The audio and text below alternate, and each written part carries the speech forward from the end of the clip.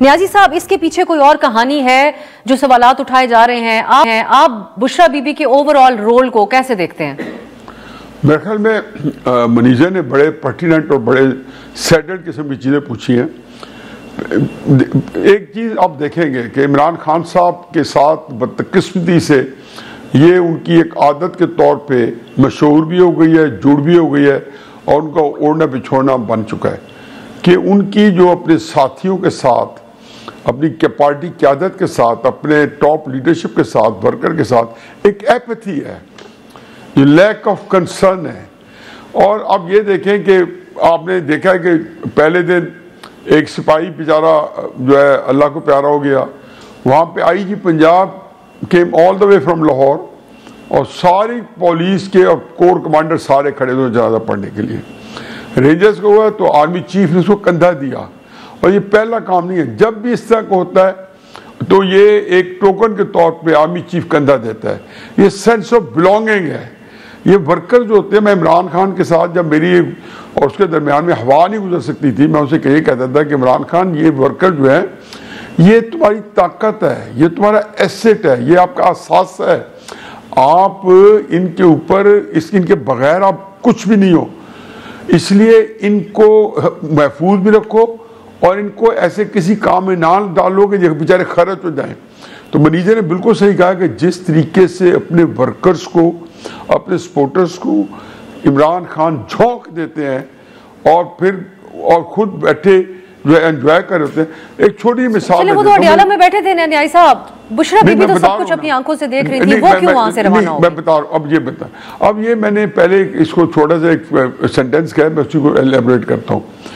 ये जो धरना जो था, लॉन्ग मार्च था, ये इमरान खान साहब ने हाइपोथेटिकली, जो तो रियलिटीज थी वो तो हम सारे डिस्कस कर चुके हैं कि बंदे निकले नहीं निकले, नाकाम हुआ कामयाब हुआ, लेकिन दो चीज़ें थी जो मैं पहले दिन से कहता था। आज 10 दिन पहले जब ये अनाउंस हुआ तो मैंने कहा जी इमरान खान ने 2 वजह से कर रहा है। एक, इमरान खान साहब इसलिए कर रहे हैं कि उनको अपनी लीडरशिप जो बाहर है उसके ऊपर उनको ये गुमान हो चला है कि वो कॉम्प्रोमाइज एस्टैब्लिशमेंट से और वो उनके किसी फ़ायदे में नहीं है। उन्होंने सबको खुद बनाया था इस गुमान से कि ये एस्टैब्लिशमेंट से मुझे रिलीफ लेके देंगे। अब चाहे रिलीफ क्या आनी थी, उल्टा उनको लगा कि वो तो एस्टैब्लिशमेंट के साथ मिलके उनको मजीद जेल में रखने के हुनर आजमा रहे हैं। दूसरा, इमरान खान साहब जो थे उनका ख्याल ये था, बिल्कुल राइट ख्याल था, कि मेरी पाकिस्तान में एक बहुत बड़ी स्पोर्ट बेस है और वो समझते थे कि ये लीडर ही हैं जो कि उसके दिमाग में रुकावट है और उसमें हम इस्तेमाल नहीं कर पा रहे।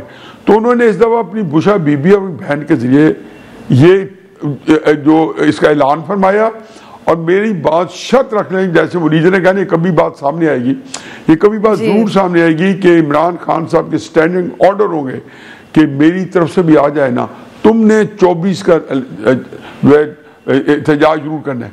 अब उसमें 2 ही चीज़ें थी। एक तो उसी वजह ये होगी कि 24 एहतजाज करके वो समझते होंगे कि वर्कर्स चूँकि दीवाना वार लपकाएंगे, और ये भुट्टो साहब के वक्त में भी था, मैं उनकी किताबें पढ़ी है, एग्जैक्टली यही सोच थी उनकी कि जब इतनी बड़ी स्पोर्ट बेस है तो क्यों नहीं निकलेंगे। खैर उसकी एक वजह भी होती है कि निकलना चाहिए। तो मेरा अपना ख्याल है कि इमरान खान साहब की प्लानिंग ही एक मनफी उसके भी थी, कोई पॉजिटिविटी पे नहीं थी। और फिर जो 3 मुतालबे थे वो पूरे नहीं हो सकते थे। मैं एक बात जरूर कहूँगा, इमरान खान साहब, हकीकत है कि मुझे बड़ा मायूस किया। इमरान खान, आपको एक सुनहरी मौका मिला था कि आप इसको सिर्फ दबाव के तौर पे रखते। एक तो आपकी इज्जत सादात बची रहती, दूसरा आप उनको कहते कि मेरे वर्कर 9 मई के हवाले से, किसी हवाले से अगर किसी हीनियस क्राइम में मुलविस नहीं है, उनको आप रिहा करें, मैं 1 हफ्ते के मुलतवी कर देता हूँ। अब आराम से गवर्नमेंट कर देना था, वो तो इनको छोड़ने पे तैयार थी।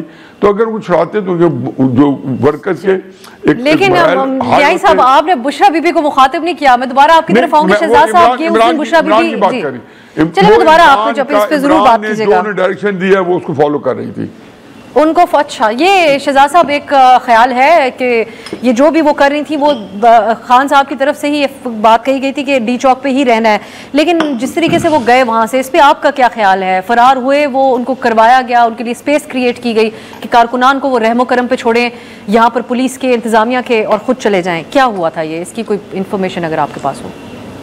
जी, एक तो ये न्याजी साहब जो बात कर रहे हैं, मैंने भी यही बात की, मैं इससे इत्तेफाक करता हूँ। इस चीज के मुझे चांसेस बहुत कम नजर आते हैं कि बुशरा बीबी तक इमरान खान के ये वाज़ेह इंस्ट्रक्शंस पहुंचे हों कि नहीं अब डी चौक नहीं संजानी जाना है, और उसको वो ओवर रूल करके डी चौक चली गई हों। मुझे इस बात के इम्कान कम लगते हैं। हो सकता है स्टैंडिंग ऑर्डर्स हो सकता है इस किस्म के ऑर्डर्स ही ना दिए हो इमरान खान ने, जो पार्टी जिसका दावा कर रही है। तो ये मेरे ख्याल से जो भी हकायक है बहुत जल्द सामने आ जाएंगे। और पार्टी में भी ऑफिशियली तो मेरे ख्याल से किसी ने अब तक ये नहीं कहा है। आई थिंक जो कोर कमेटी की मीटिंग थी शायद उसमें भी कोई ऐसी बात मैंने तो नहीं पढ़ी कि वहां पे सामने आई हो। दूसरा, जो वहां पे बिल्कुल जब आप लेके गए तो वर्कर्स की जिम्मेदारी आपकी होती है। अगर आपने धरना भी देना है तो उनके खाने पीने का क्या इंतजाम था, क्योंकि मैं उस वक्त वहीं पे था, हमारा ऑफिस आपको पता है डी चौक पर ही है। तो वहां पे लोग जो है, कोई बेकरी खुली हुई थी, कोई छोटा होटल खुला हुआ था, ढाबा खुला हुआ था, वहां पे अपने खाने पीने का बंदोबस्त कर रहे थे।